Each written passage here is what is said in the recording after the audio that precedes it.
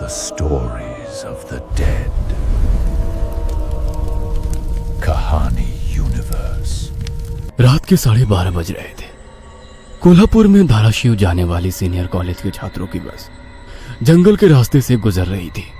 Trip खत्म करके वे वापस धाराशिव आ रहे थे। दिन भर मौज मस्ती करने की वजह से सभी छात्र थक कर सो गए थे। दरवाजे की सीट के पास विकास सर और सुशील सर खर्राटे ले रहे थे। बस ड्राइवर विजय मामा भी नींद में बस चला रहे थे। उनके बगल वाली सीट पर प्यून पांडु मामा बैठे हुए थे कि तभी बस के सामने जंगली सुअरों का झुंड आया। विजय मामा ने बस जंगल में रोक दी। कुछ देर में जब रास्ता खाली हुआ तो बस फिर से चलने लगी। कुछ ही देर में विकास सर के पीछे ही दूसरी सीट पर बैठा श्याम नींद से जाग गया। श्याम की उम्र 21 साल थी। पढ़ाई में बहुत तेज था, लेकिन हमेशा अकेला रहने वाला। ना किसी से बनती थी, ना ही उसका कोई दोस्त था। वह दूसरी सीट पर अकेला बैठा हुआ था। सर, टॉयलेट जाना है। सर ने आधी आंखें खोलकर खिड़की से बाहर देखा। बस अभी भी जंगल में ही थी। थोड़ी देर बैठ जाओ, जब जंगल खत्म होगा तब मुझे उठा दो, मैं बस रोक दूंगा। वे बोले और फिर आंखें बंद कर सो गए। श्याम बस की खिड़की से बाहर देखने लगा और जंगल खत्म होने का इंतजार करने लगा। कुछ ही देर में जंगल खत्म हुआ और बस वीरान जगह पर आ गई। उसने विकास सर को जगा दिया और उन्होंने ड्राइवर से बस को रोकने के लिए कहा। जैसे ही बस रुकी, विकास सर बोले, किसी को टॉयलेट होना है तो अभी उतर जाओ, वरना बस सीधे धाराशिव जाकर ही रुकेगी। आवाज सुनकर पिछली सीट पर बैठा श्रीकांत नींद से जाग गया। विकास सर टॉर्च लेकर पहले बस से बाहर उतर गए। उनके पीछे पीछे श्याम और श्रीकांत भी उतरे और वो दोनों अलग अलग झाड़ी के पीछे टॉयलेट करने गए। श्याम टॉयलेट करके वापस आया, लेकिन श्रीकांत अभी भी नहीं आया था कि तभी श्रीकांत जोर से चिल्लाया। उसकी आवाज सुनकर विकास सर और श्याम उसकी ओर भागे, लेकिन तभी श्रीकांत झाड़ी से बाहर आया। क्या हुआ, क्यों चिल्लाए थे? कुछ नहीं सर, चप्पल से होकर कांटा पैर में चुभा। उसकी आवाज सुनकर ड्राइवर और प्यून भी नीचे उतरे थे। वह सब बस में वापस चढ़ने ही वाले थे कि तभी एक बाइक बस के सामने आकर रुक गई। अरे भाई साहब, यहाँ के नहीं हो क्या आप? क्या आपको पता नहीं कि इस रास्ते पर लोगों को हमेशा चकवा लगता है? बाइक चलाने वाला बोला।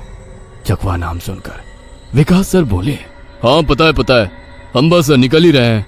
और वो सब बस में बैठ गए। सर, वो आदमी किस चकवे के बारे में बात कर रहा था? प्यून ने अगली सीट से ही मुड़कर विकास सर से पूछा। हिंदी में चकवा मतलब छलावा, छलावा मतलब भूत। कहते हैं जो लोग रात में सफर करते हुए मरते हैं, उनकी आत्मा छलावा बन जाती है। छलावा रात को सफर करते हुए यात्रियों को पकड़ लेता है और उन्हें अपने गंतव्य स्थल तक पहुंचने ही नहीं देता। वो बस उन्हें उसी जगह पर घुमाते रहता है। कितना भी भाग लो या फिर गाड़ी तेज भगाओ, आप उसी जगह पर आप पहुंच जाओगे जहां आपको छलावा ने पकड़ लिया था।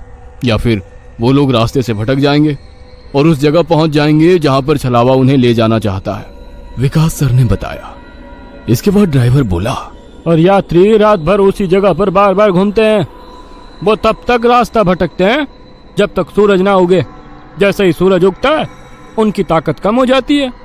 मेरे कुछ ड्राइवर दोस्त हैं, उनको भी छलावे ने पकड़ लिया था। कहते हैं छलावा बस उन्हीं यात्रियों को पकड़ता है जो थके हुए होते हैं, क्योंकि उन पर हावी होना बहुत आसान होता है ना। फिर तो छलावा बहुत ही खतरनाक है। प्यून घबराते हुए बोला। अरे कुछ खतरनाक वतरनाक नहीं है, ये सब अंधविश्वास है। ड्राइवर जब थक जाता है तो रात में उसे रास्ता समझना मुश्किल हो जाता है, इसलिए उसे भ्रम हो जाते हैं और वो रास्ता भटकता है। इसे ही अनपढ़ लोगों ने भूत यानी चकवा या छलावा का नाम दिया है। विकास सर बोले। ये सभी बातें श्याम और श्रीकांत सुन रहे थे। नहीं सर, छलावे होते हैं और कुछ छलावे तो जानलेवा भी होते हैं। मेरे दादाजी को छलावे ने इतना परेशान किया था कि मरते मरते बचे थे। रात को जितने भी एक्सीडेंट होते हैं, उनमें से कुछ ना कुछ एक्सीडेंट छलावे के कारण ही होते हैं। वो रात के बेरहम शिकार होते हैं। यात्रियों की थकान और डर ही उनकी ताकत होती है। शिकारियों की तरह ही वे यात्रियों को डराते हैं, भगाते हैं और उनकी जान लेकर उनका शिकार करते हैं। हमें बस इतना पता चलता है कि कार एक्सीडेंट में उनकी मौत हो गई है, लेकिन मौत का कारण छलावा ही होता है सर। श्याम ने डरावनी आवाज में कहा। सर, इस का कुछ मत सुनो, इसकी बुआ राइटर है, उन्हीं से सुनी होंगी ये बातें। और राइटर लोगों का तो काम ही होता है बातें बनाना, उसी से तो उनका घर चलता है। पिछली सीट पर बैठे श्रीकांत ने कहा। श्रीकांत, चुप हो जाओ और सो जाओ। उन्होंने डांटते हुए कहा और उसके बाद सभी लोगों ने आंखें बंद कर ली और सो गए। कुछ समय बीता। शाम अभी भी जाग रहा था और खिड़की से बाहर देख रहा था। बस किसी जंगल के बीचों बीच से गुजर रही थी कि तभी उसने देखा कि रास्ते के किनारे एक बंद पड़ी चाय की टपरी है। लेकिन ये चाय की टपरी तो मैंने पीछे भी पहले वाले जंगल में देखी थी। वह मन ही मन बोला और खिड़की के बाहर देखने लगा। तब उसे पता चला कि वो तो वही जंगल है जो वीरान जगह से पहले आया था। वह भागते हुए ड्राइवर के पास गया। विजय मामा नींद में बस चला रहे थे। बीच बीच में आंखें झपका रहे थे।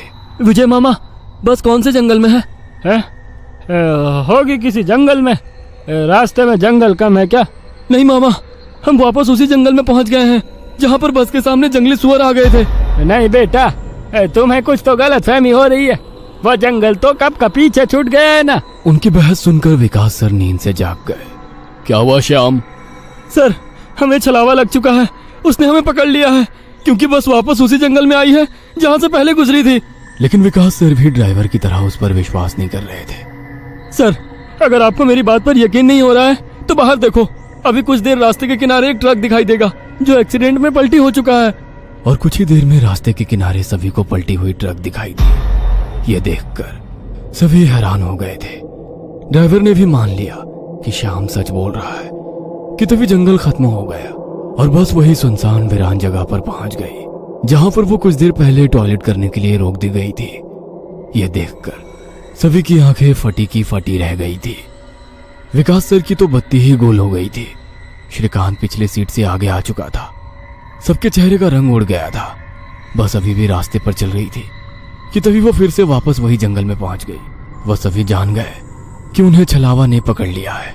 ड्राइवर कोई दूसरा रास्ता मिलता है या नहीं ये देख रहा था, लेकिन फिर भी बस वापस उसी जंगल में आ जाती थी। ऐसा लग रहा था कि मानो पूरी दुनिया में बस वही एक रास्ता है जो घूम फिर कर उसी जंगल में ले आता है। सर, अभी इस छलावे से कैसे निकले? मैंने सुना है कि छलावे से बाहर तभी निकल सकते हैं जब सुबह हो जाए। इसका मतलब हमें रात भर इसी सड़क से गुजरना होगा, जंगल से वीराने में और वीराने से जंगल में। क्यों ना हम सुबह होने का इंतजार करते हुए उसी वीरान जगह पर रुक जाए। ड्राइवर बस चलाते हुए बोला। लेकिन शायद मैंने सुना है कि छलावे में रुकना ठीक बात नहीं है। नहीं सर, मेरी बुआ ने बताया था कि अगर सेफ जगह मिल जाए तो रुकने में कोई परेशानी नहीं है। बस इतना ही पता है तुम्हें? और कोई तरीका नहीं है क्या? है, लेकिन वो अभी के लिए नहीं है। और वैसे भी अगर जिस छलावे ने हमें पकड़ा है अगर वो कमजोर हुआ तो उसकी शक्तियां कुछ ही देर में कमजोर हो जाएंगी और हम छलावे से छूट जाएंगे। फिर वो छलावा हमें नहीं पकड़ सकता। इन सभी की बातें सुनकर सोए हुए सुशील सर जाग गए। अरे क्या हुआ? आ गया क्या मेरा बोरगांव? सुशील सर उबासी लेते हुए बोले। तभी सभी ने उन्हें घटी हुई घटना बता दी। यह सुनकर सुशील सर के तो मानो होश ही उड़ गए। लेकिन तभी ड्राइवर जोर से चिल्लाया, सर, आगे एक गांव आया है। यह सुनकर सभी लोग ड्राइवर की तरफ भागे। तब उन्हें रास्ते के किनारे एक बोर्ड दिखाई दिया जिस पर लिखा था, बोरगांव में आपका स्वागत है। यह देख सुशील सर जोर से चिल्लाए, ये तो मेरा गांव है, लेकिन हम यहाँ इतने जल्दी कैसे पहुंचे? हमें तो कोल्हापुर से निकले मुश्किल से 2 घंटे हो गए हैं और मेरा गांव कोल्हापुर से 6-7 घंटे की दूरी पर है। ये आपका गांव नहीं है सर, छलावा है। आपके मुंह से बोरगांव का नाम सुनकर छलावा हमें बोरगांव दिखाकर गुमराह कर रहा है। लेकिन अच्छा हुआ बोरगांव आ गया। मुझे लगता है कि हमें यहाँ पर सुरक्षित जगह ढूंढकर छिप जाना चाहिए। और सुशील सर के घर से ज्यादा सुरक्षित किसका घर हो सकता है? लेकिन सर, छलावे में एक जगह पर रुकना खतरे से खाली नहीं है और छलावा खुद में ही खतरा है। वो खुद में सुरक्षित जगह कैसे रख सकता है? तुझे मेरे से ज्यादा पता है क्या? बचपन से मैं भूतों के बारे में सुनते और पढ़ते आया हूँ। तू तय रहा। विजय मामा, बस सुशील सर के घर की तरफ ले चलो। सुशील सर ने ड्राइवर को अपने घर का रास्ता दिखाया, लेकिन तभी उन्हें उनके गली में लोगों की भीड़ दिखाई दी। बस आगे नहीं जा सकती थी, इसलिए उन्होंने बस दूर ही खड़ी कर दी। भीड़ में खड़े लोग जोर जोर से रो रहे थे और भीड़ का रुख सुशील सर के घर की तरफ ही था। भीड़ के रोने की आवाज सुनकर वे सभी लोग डर गए। सुशील सर बस से उतरे और भीड़ में घुस गए। उनके पीछे पीछे सभी भीड़ में घुस गए। वह सभी भीड़ को चीरते हुए सुशील सर के घर के सामने जा पहुंचे और आगे का नजारा देख उनकी रूह कांप उठी, क्योंकि जमीन पर खून से लथपथ 4 लाशें पड़ी हुई थी और वो लाशें थी सुशील सर के बीवी बच्चे की और उनके माता पिता की। उन सभी की किसी धारदार हथियार से गला काट कर हत्या कर दी गई थी। खुद के परिवार की लाशें देखकर सुशील सर का दिल सहम गया और वो रो पड़े। ये क्या हो गया? किसने मारा उन्हें? उन्होंने रोते हुए एक आंख वाले बूढ़े आदमी से पूछा, आज तुम्हारे बीवी ने चाकू से तुम्हारे बच्चे का और तुम्हारे माता पिता का गला चीरकर उन्हें मार डाला और फिर खुद का गला काट कर खुदकुशी कर ली। क्या? लेकिन क्यों?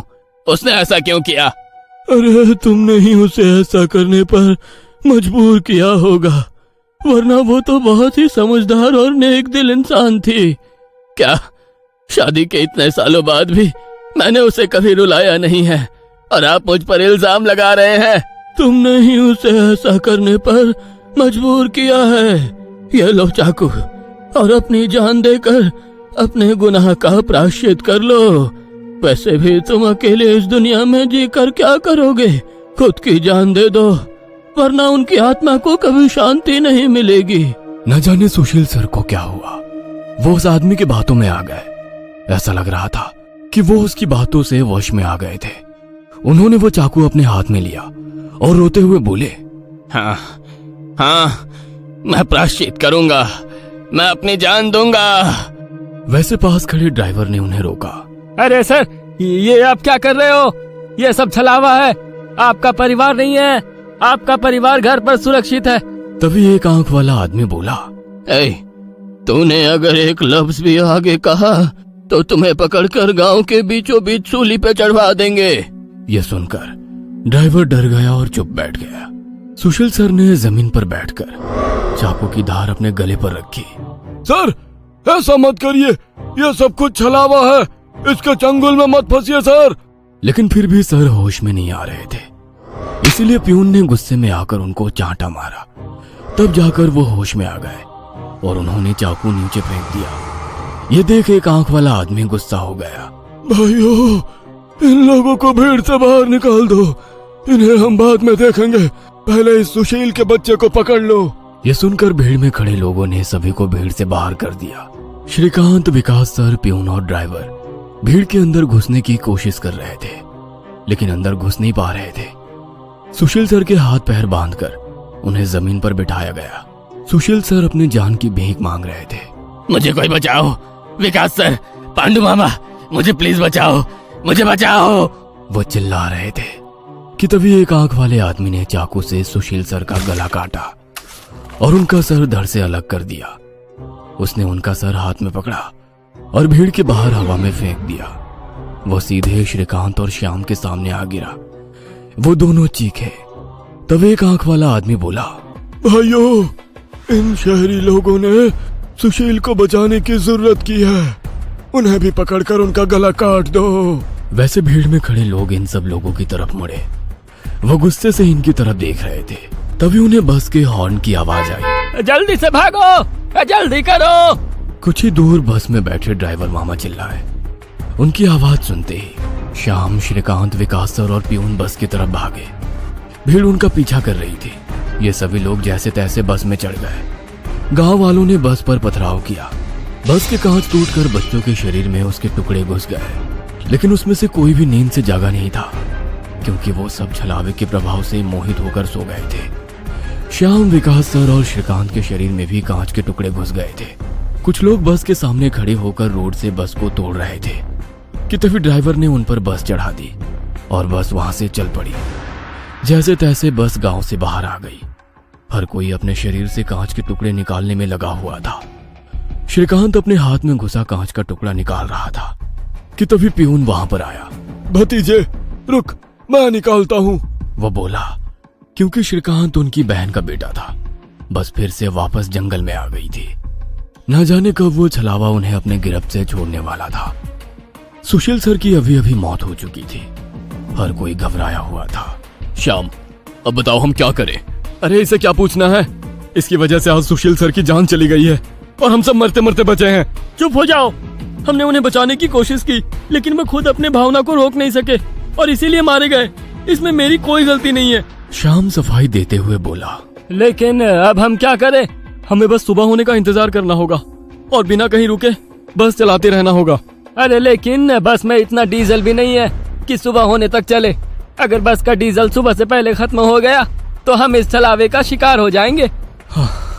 ये भी है, ये छलावा तो मेरे सोच से ज्यादा ताकतवर निकला। आज अमावस्या है, शायद ये अमावस छलावा है। बुआ कहती थी कि छलावे के बहुत से प्रकार हैं, जिससे सबसे खतरनाक अमावस छलावा होता है। यह सिर्फ और सिर्फ अमावस की रात शिकार करने के लिए बाहर निकलता है। इसे अकेले 2 या 3 लोगों की शिकार करना पसंद नहीं है। जहाँ पर यात्री बहुत सारी संख्या में होते हैं, बस उन्हीं पर यह छलावा हावी हो जाता है। वो सबसे पहले सबसे ज्यादा कमजोर और सफर में थके हुए इंसान को ढूंढता है, उन्हें डर दिखाता है, और जब उसकी डर से मौत हो जाती है तो उसके शरीर पर कब्जा करता है और बाकी यात्रियों के बीच में रहकर उन्हें गुमराह करता है। उन्हीं छलावे में बस घूमता रहता है और जब सभी यात्री थक जाते हैं तब उनका शिकार करता है। और मेरे हिसाब से हम जिस छलावे के चंगुल में फंसे हैं वो अमावस छलावा ही है, और वो अभी हमारे बीच में ही है। श्याम डरावनी आवाज में बोला। यह सुनकर सभी के होश उड़ गए थे। वो सब तो ठीक है, लेकिन अब हम इस छलावे से बाहर कैसे निकले? ड्राइवर ने पूछा। इस पर श्याम ने कहा, अब केवल एक ही उपाय है, लेकिन इसमें खून बहने के चांसेस है। हाँ, क्या है वो उपाय? छलावा अभी भी हमारे बीच किसी मृत शरीर पर कब्जा करके बैठा है। हमें उसे ढूंढना होगा और उसे मारना होगा, क्योंकि उसकी आत्मा मृत शरीर से ज्यादा मजबूती से चिपकी नहीं होती। जैसे ही हम उसको मारेंगे, उसकी आत्मा मृत शरीर छोड़ देगी और फिर वो किसी मृत शरीर में घुस नहीं सकेगी, क्योंकि एक अमावस छलावा एक रात सिर्फ एक ही मृत शरीर पर कब्जा कर सकता है। लेकिन हम में से ये छलावा है कौन? वो पीछे सोए हुए स्टूडेंट के शरीर में नहीं है, क्योंकि वो होश में नहीं है। वो हम 5 में से एक है। क्या? लेकिन हम सब तो जिंदा हैं। नहीं, हम में से एक पहले ही मर चुका है। उसे छलावे ने मार डाला है और उसके शरीर पर कब्जा कर लिया है। कब्जे के बाद मृत शरीर बिल्कुल एक जिंदा आदमी लगता है, क्योंकि छलावा अपने ताकत से जिंदा इंसान की नकल करता है। लेकिन वो है कौन? वैसे श्याम गंभीर हो गया और उसने श्रीकांत की ओर देखा। बस अभी भी जंगल के रास्ते चल रही थी। ड्राइवर बस चलाते चलाते पीछे हो रही बातचीत सुन रहा था, क्योंकि उसे पता था कि अगर बस रुकी तो छलावा उसे निगल जाएगा। बस में सन्नाटा छाया हुआ था। हर कोई श्याम के मुंह से छलावे का नाम सुनना चाहता था कि तभी श्याम बोला, ये श्रीकांत ही छलावा है। ये क्या बकवास कर रहे हो तुम? होश में तो हो?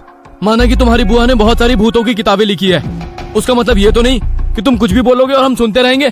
मेरा विश्वास करो, सब श्रीकांत ही छलावा है। जब ये वीरान जगह पर झाड़ी के पीछे गया था, तब मैंने इसे किसी साए की ओर घूरते हुए देखा था। जब मैं देखने के लिए आगे बढ़ा, तभी मेरी चप्पल में कांटा चुभने की वजह से मेरी चीख निकल गई और वो साया वहाँ से गायब हो गया। शायद तभी उसने श्रीकांत को पकड़ा होगा और उसके शरीर पर कब्जा किया होगा। चल, जल्दी से इसे मार डालो, वरना ये भाग जाएगा। यह सुनकर सभी के होश उड़ गए, लेकिन उसकी बात में कुछ तो वजन था। ए श्याम, जबान संभाल कर बात कर। भतीजा है ये मेरा, अगर इसको किसी ने हाथ भी लगाया तो मार डालूंगा। हाँ। प्यून गुस्से में बोला, सर जी, इस पांडु की मत सुनिए। मुझे भी लगता है कि यही छलावा है, क्योंकि हम सभी ने झाड़ी से आती श्याम की चीख सुनी थी। श्याम बिल्कुल सच कह रहा है। ड्राइवर बस चलाते हुए बोला, अरे शक की सुई तो इस श्याम पर भी है। यह भी तो झाड़ी के पीछे गया था और दिखाई नहीं दे रहा था। ऊपर से यह विकास हम दोनों की नजर से दूर था। शायद इसे ही छलावे ने बस के नीचे खींच लिया और वहीं मार डाला। तो ये दोनों क्यों नहीं हो सकते छलावा? प्यून ने कहा। अरे मैं जिंदा हूँ, मैं छलावा नहीं हो सकता। श्याम ने कहा, हाँ हाँ, और ये श्याम हमारी कब से मदद कर रहा है। ये छलावा होता तो हमारी मदद क्यों करता? अब बचे तुम तो ड्राइवर के बाजू में ही थे, इसलिए ये श्रीकांत ही छलावा है। विकास सर जोर से बोले, अरे सर, इस पे उनको छोड़ो। आप सीट के नीचे से रॉड निकालो और उस छलावे का सर फोड़कर मार डालो। ड्राइवर बस चलाते हुए बोला। यह सुनकर श्रीकांत डर के मारे प्यून के पीछे छिप गया। विकास सर ने सीट के नीचे से लोहे की रॉड निकाली। प्यून ने उन्हें रोकने की कोशिश की, लेकिन विकास सर ने उन्हें धक्का मारा और रॉड श्रीकांत के सर पर मारी। लेकिन श्रीकांत वहां से हट गया और नीचे गिर गया। वो रॉड से दूसरा हमला करते कि तभी प्यून ने पीछे से रॉड पकड़ी और विकास सर के हाथों से रॉड खींचकर उन्हें खिड़की पर धकेल दिया और उनके सर में रॉड दे मारा। विकास सर हाथों से सिर पकड़कर वहीं तड़पते रह गए। उनके सर से खून निकल रहा था और कुछ ही देर में उन्होंने अपना दम तोड़ दिया। ये देख श्याम चिल्लाया, विजय मामा, जल्दी से पीछे आइए, इन दोनों ने विकास सर को मार डाला।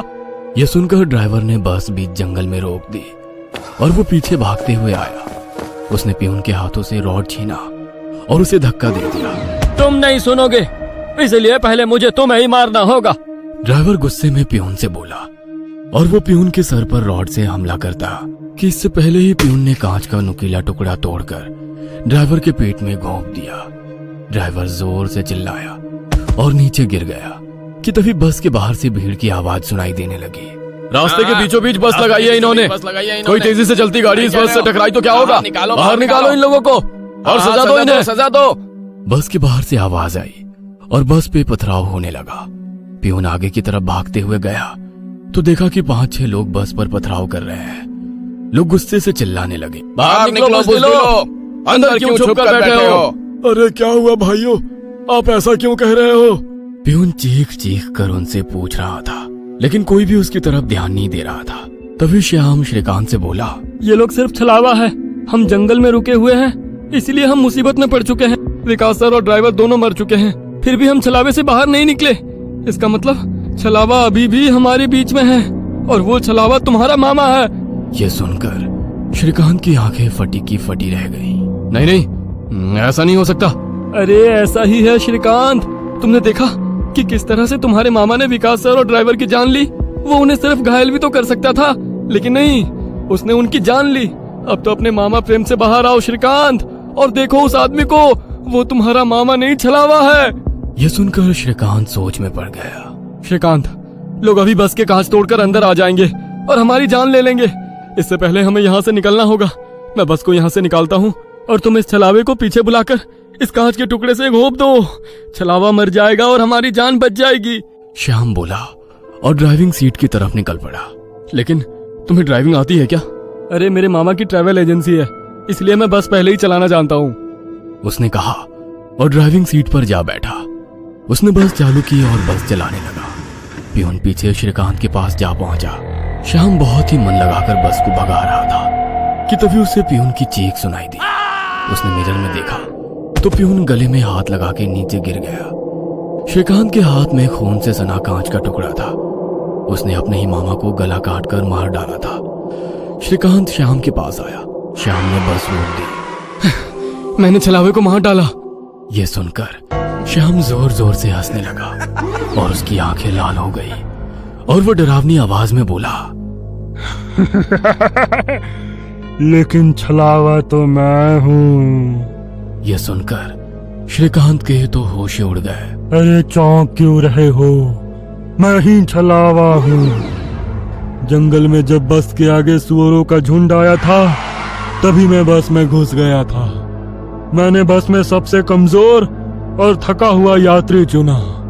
ये श्याम थकान के कारण गहरी नींद में सो गया था।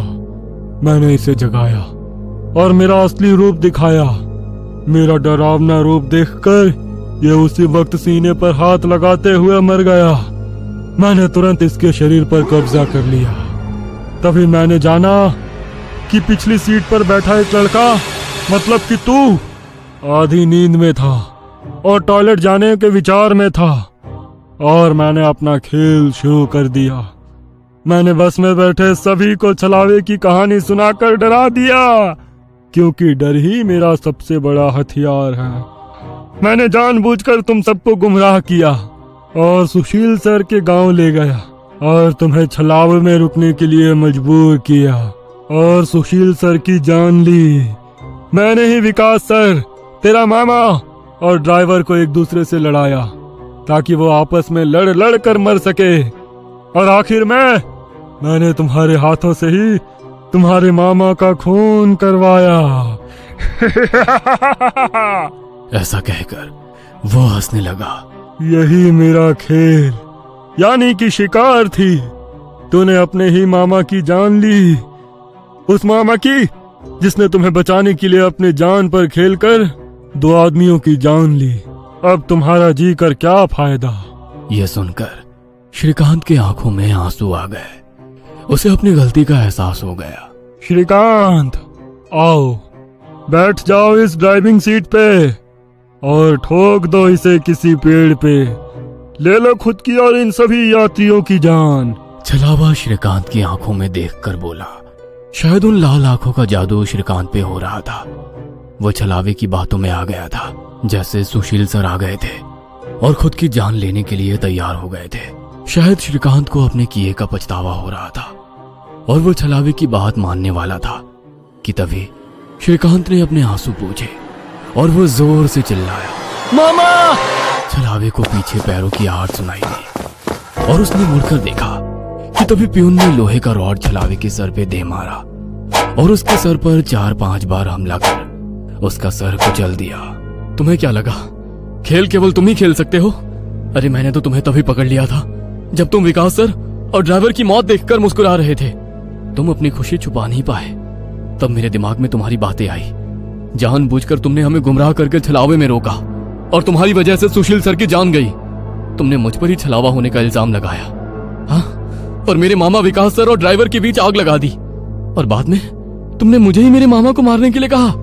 और हद तो तब हो गई जब तुमने कहा कि तुम्हारे मामा की ट्रैवल एजेंसी है, जबकि श्याम का मामा तो हमारे कॉलेज के बाहर गोलगप्पे का ठेला लगाता है। श्रीकांत ने अपने मामा के हाथों से लोहे की रॉड ली और छलावे से बोला, अब तुम चैन से शिकार करने के लिए अगले अमावस की रात का इंतजार करो, क्योंकि आज तुम खुद शिकार हो गए हो।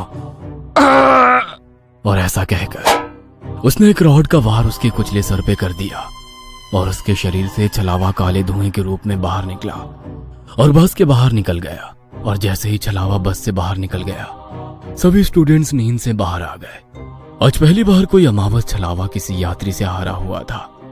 बस के ऊपर हवा में उड़ता हुआ छलावा दर्द से तड़पने लगा और चिल्लाते हुए हवा में बिखर गया। उस छलावे को अपनी योनि से मुक्ति मिल गई, क्योंकि ये सृष्टि का नियम है कि जब भी कोई छलावा इंसान से हारता है, उसका अंत हो जाता है और उसे मुक्ति मिल जाती है।